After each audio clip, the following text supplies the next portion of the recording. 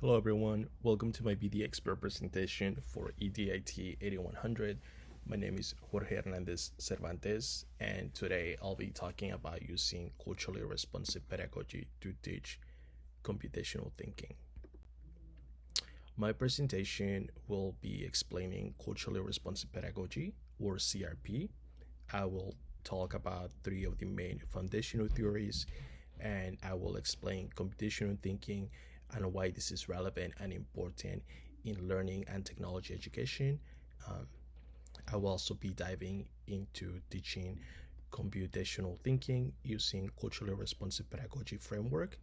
And finally, I will talk about some of the implications from the research, and I will share a little bit more about how all of this is relevant to my own research interest.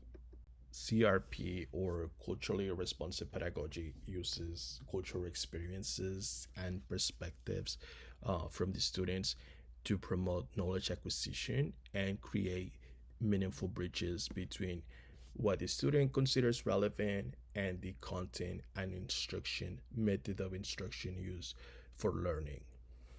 In this case, culturally responsive pedagogy has a constructivist approach on using students' funds of knowledge and experiences from home and like household and outside of the classroom settings to build on the knowledge.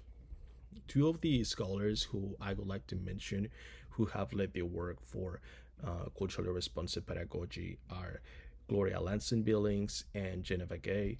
And the three main approaches that they use to enhance the learning experience for the students are including academic achievement, promoting academic achievement, cultural competence, which is included in the content and instruction used in a CRP framework, and also building critical consciousness for students to acknowledge some of these social inequities and offer like an opportunity to build and develop critical commentary on issues regarding access and representation and what is considered relevant pedagogical practices in education.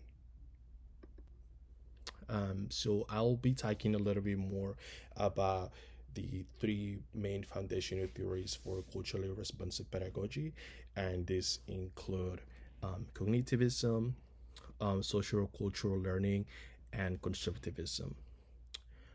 So CRP also would like to mention the timeline.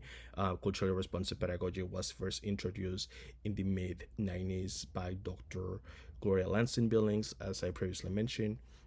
Culturally responsive pedagogy draws from the cognitivism ideas of taking into account external forces that influence the cognition in the learner and not just internal mental processes. Also, some of the sociocultural learning ideas that are present in the culturally responsive pedagogy is including the students' culture, such as like heritage, language, and lived experiences as a way to enhance the learning and promote knowledge acquisition. Also, some of the constructivist ideas that we can identify in cultural responsive pedagogy is promoting learning based on existing knowledge that students already possess as like knowledge assets, such as like funds of knowledge, and also offering curriculum and instruction that is meaningful to the learner in an authentic way. So to explain computational thinking, this can be described as using fundamental concepts, mainly from computer science, to expose the students to solve problems, design procedures, identify problems and their solution, and also find forms of using technology to automate some of these procedures to create a more efficient solution to the problems. So the concept of computational thinking was first introduced by Seymour Papert in the mid 80s, and he referred to this concept as procedural thinking. Uh, Papert's paper's work mainly focus on the interaction of children with computers and the opportunities that computational thinking and computer science offers for children to develop like a learning agency. So another scholar that I would like to mention whose contributions have kind of like focus on computational thinking and computer science is Janet Wing. She defines computational thinking with three main approaches, and these three main approaches listed here are like the three A's of computer science. So the first one is algorithm, and second one is abstraction, and the third one is automation. So it's also kind of like building on the term that was first introduced by Papert on constructing knowledge. There was an article that she published back in 2006 that is heavily cited. She kind of like called for the exploration of the benefits that developing computational thinking as a competency for learning can offer for students learning new knowledge and building on that knowledge. So her article, like I mentioned, it was published back in 2006, makes like a call for action to introduce the students to computational thinking in the K-12 education system. And she also offers this idea of like creating early educational interventions to build the students' knowledge of computer science and mainly computational thinking, and how some of the skills that computational thinking offers can also be used in other subjects. I will talk a little bit more about that in my next slide. So, since computational thinking has been identified as a critical 21st century skill, there has actually been a lot of push for promoting that type of teaching from like the federal level and the state level. So different educational systems have looked for ways for a way to incorporate computational thinking as one of the essential skills that students need to perform well academically.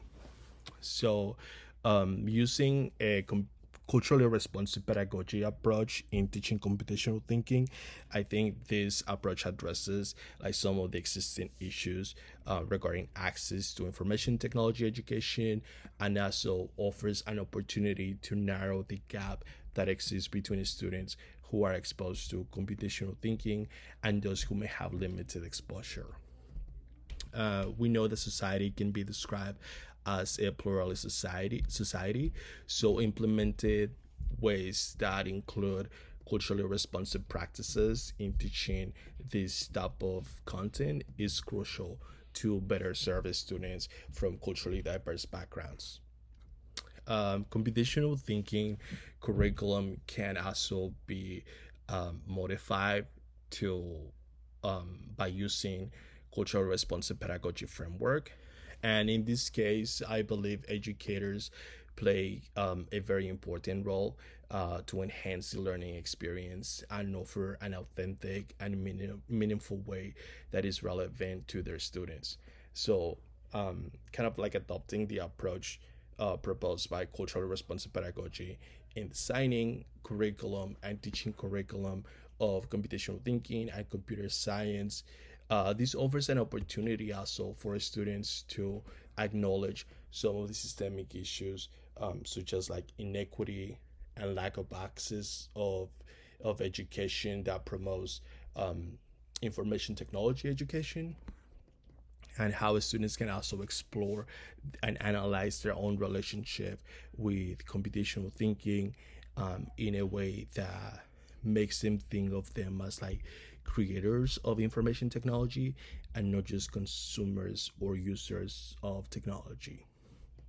I think, in addition to the impact that culturally responsive pedagogy can have in developing computational thinking skills, I think it also offers opportunity for teachers to become more culturally aware and connected to the students that they teach, and also become advocates for equity in education related to information technology, such as computer science. Some of the implications from the research of teaching computational thinking through the CRP, or culturally responsive pedagogical framework, include an analysis of the state of computational thinking and computer science education in the K to 12 system. Um, is also focused on the type of skills that computational thinking offer to students to develop a technological learning identity, and also exploring the methods by which computational thinking skills can be transferable to other disciplines to improve academic performance, um, learning autonomy in students, and self efficacy. I think a lot of work has also been done in educational systems at the state and federal level to try to push for integration of computer science or computational thinking skills in other disciplines, especially as it relates to STEM subjects.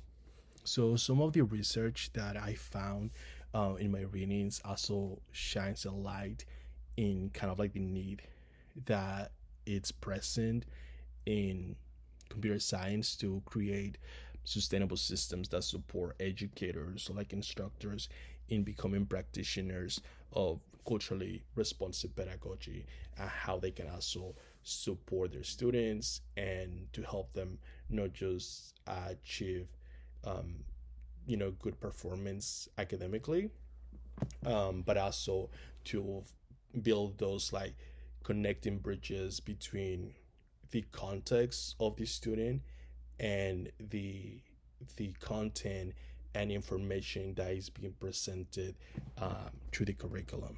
So I found that to be very um, interested in the way that it also relates to my own research.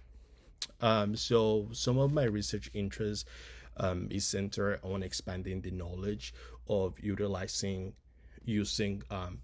cultural responsive pedagogy to promote computational thinking skills in the K-12 system, and how we can also create authentic curriculum and instructional systems that promote a student learning agency for the students to also become self-advocates, and have this on like empowerment in their own learning journey.